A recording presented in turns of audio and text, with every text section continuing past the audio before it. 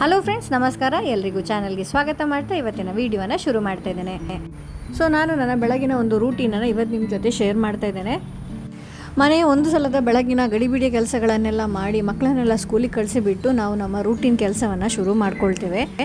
ಗೃಹಿಣಿಯಾಗಿದ್ದಲ್ಲಿ ನಾವು ಬೆಳಗ್ಗೆನೇ ಈ ಕೆಲಸಗಳನ್ನೆಲ್ಲ ಮುಗಿಸಬಹುದು. ಆದರೆ ವರ್ಕಿಂಗ್ ವುಮನ್ ಆಗಿದ್ದರೆ ನಿಮಗೆ ಯಾವಾಗ ಸಮಯ ಸಿಗುತ್ತೆ ಆವಾಗ ಈ ಕೆಲಸಗಳನ್ನು ಮುಗಿಸಬೇಕಾಗತ್ತೆ. ಹಾಗೆ ನಿನ್ನೆ ಇಸ್ತ್ರಿ ಮಾಡಿ ಬಂದಂತಹ ಬಟ್ಟೆಗಳನ್ನು ನಾನು ಇವತ್ತು ಟೈಮ್ ಆದಾಗ ತೆಗೆದಿಡ್ತಾ ಇದ್ದೇನೆ. ಸೊ ನಾವು ಹೊರಗೆ ಹಾಕೋ ಬಟ್ಟೆಗಳನ್ನು ನಾನು ಅಯನ್ ಮಾಡಿದ ಮೇಲೇ ನನ್ನ ಕಬಾಟಲ್ಲಿ ಇಟ್ಕೊಳ್ತೇನೆ.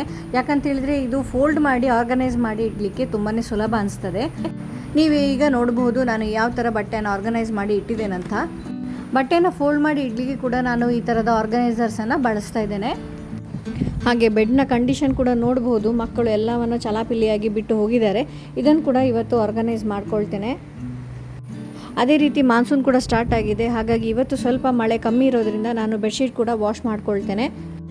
ಈ ಮಳೆಗಾಲದಲ್ಲಿ ಬಟ್ಟೆ ಒಣಗಿಸೋದು ಅಂತ ಹೇಳಿದರೆ ಒಂದು ದೊಡ್ಡ ಟಾಸ್ಕ್ ಅಂತ ಹೇಳ್ಬೋದು. ಯಾಕಂದರೆ ಈ ಬೆಡ್ಶೀಟೆಲ್ಲ ಒಣಗಲಿಕ್ಕೆ ಒಂದು 2-3 ದಿವಸ ಹಿಡಿತದೆ ಮಳೆಗಾಲದಲ್ಲಿ. ಹಾಗಾಗಿ ಮಳೆ ಕಮ್ಮಿ ಇರೋ ದಿವಸ, ಸ್ವಲ್ಪ ಬಿಸಿಲು ಇದ್ದ ದಿವಸ ಈ ಬೆಡ್ಶೀಟನ್ನು ವಾಶ್ ಮಾಡ್ಕೊಳ್ತೇನೆ. ಸೊ ಬೆಡ್ಶೀಟ್ಸ್ ಎಲ್ಲ ವಾಶಿಗೆ ಹಾಕಿ ಆದಮೇಲೆ ನಾನು ಇವಾಗ ಬೆಡ್ ಕೂಡ ಕವರ್ ಮಾಡ್ಕೊಳ್ತೇನೆ. ಕೆಲವೊಮ್ಮೆ ನಾನು ಬೇರೆ ಕೆಲಸದಲ್ಲಿ ಕೆಲವೊಮ್ಮೆ ಬ್ಯುಸಿಯಾಗಿ ಹೋದರೆ ಈ ಬೆಡ್ಶೀಟ್ ಹಾಕಲಿಕ್ಕೆ ಮರ್ತು ಹೋಗುತ್ತೆ. ಅದು ಪೆಂಡಿಂಗ್ ಆಗಿ ಮತ್ತೆ ಸುಮಾರು ಹೊತ್ತಾದಮೇಲೆ ನಾನು ಅದನ್ನು ಹಾಕ್ತೇನೆ. ಬಟ್ ಇವಾಗ ನಾನೊಂದು ಏನು ಹೇಳಿದರೆ ರೂಟೀನ್ ಇಟ್ಕೊಂಡಿದ್ದೇನೆ. ಯಾವಾಗ ನಾನು ಬೆಡ್ಶೀಟ್ ತೆಗೆದು ಅದೇ ಟೈಮಲ್ಲಿ ಇದನ್ನು ಕವರ್ ಮಾಡಿಬಿಡ್ತೇನಂತ, ಆವಾಗ ಅದು ಒಂದೇ ಒಂದು ಸ್ಟ್ರೆಚ್ಚಲ್ಲಿ ಕೆಲಸ ಮುಗ್ದು ಹೋಗ್ತದೆ. ಹಾಗೆ ಒಂದೇ ಬೆಡ್ರೂಮಿದು ನಾನು ಒಂದು ಸಲ ಬೆಡ್ಶೀಟ್ ಚೇಂಜ್ ಮಾಡ್ತೇನೆ, ಇನ್ನೊಂದು ಬೆಡ್ರೂಮಿದು ಇನ್ನೊಂದು ದಿವಸ ಚೇಂಜ್ ಮಾಡ್ತೇನೆ.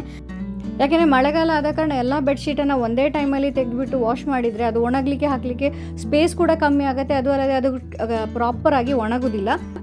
ಹಾಗೆ ಕರ್ಟನ್ ಇರ್ಬೋದು, ಸೋಫಾ ಕವರ್ ಇರ್ಬೋದು, ದಿವಾನ್ ಸೋಫಾ ಕವರ್ ಇರ್ಬೋದು, ಏನೇ ಇರಲಿ ಒಂದು ಬಲ್ಕಲ್ಲಿ ಅದನ್ನು ಕ್ಲೀನಿಂಗಿಗೆ ಹೊರಟ್ರೆ ಮಳೆಗಾಲದಲ್ಲಂತೂ ತುಂಬಾ ಕಷ್ಟ.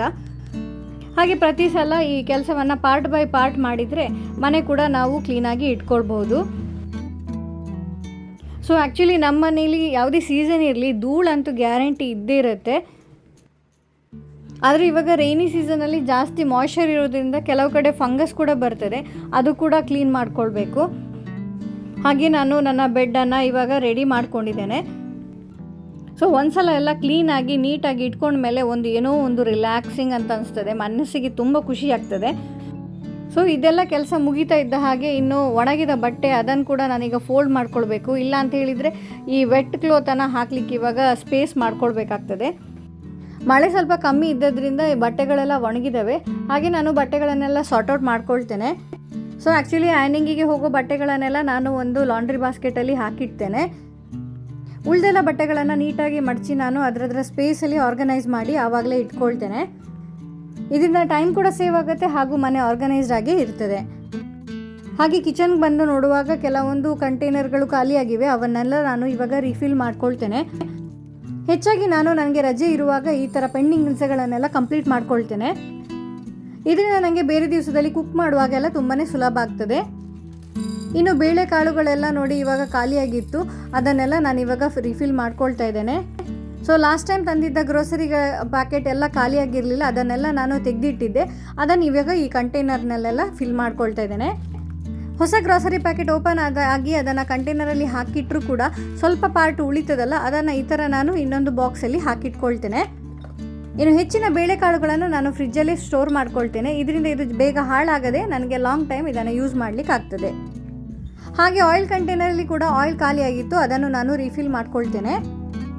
ಹಾಗೆ ನೋಡಿ 1 ಲೀಟರ್ನ ಒಂದು ರೀಫಿಲ್ ಸ್ಯಾಚೆಟ್ ಇದೆಯಲ್ಲ, ನನ್ನ ಒಂದು ಕಂಟೈನರಲ್ಲಿ ಫಿಟ್ ಆಗೋದಿಲ್ಲ.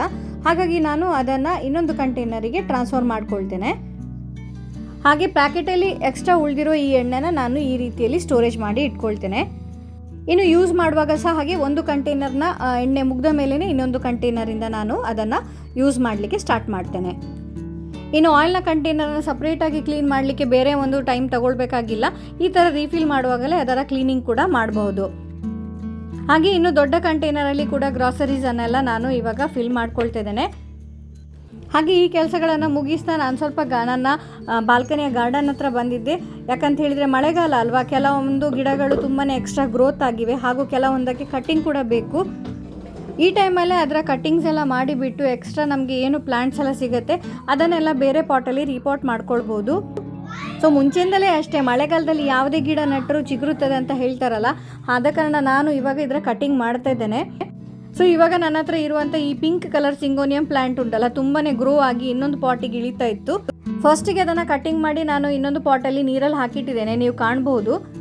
ಹಾಗೆ ನನ್ನಲ್ಲಿದ್ದ ಜೇಡ್ ಪ್ಲ್ಯಾಂಟ್ ಕೂಡ ನಾನು ಇವಾಗ ಕಟಿಂಗ್ ಮಾಡ್ಕೊಳ್ತೇನೆ.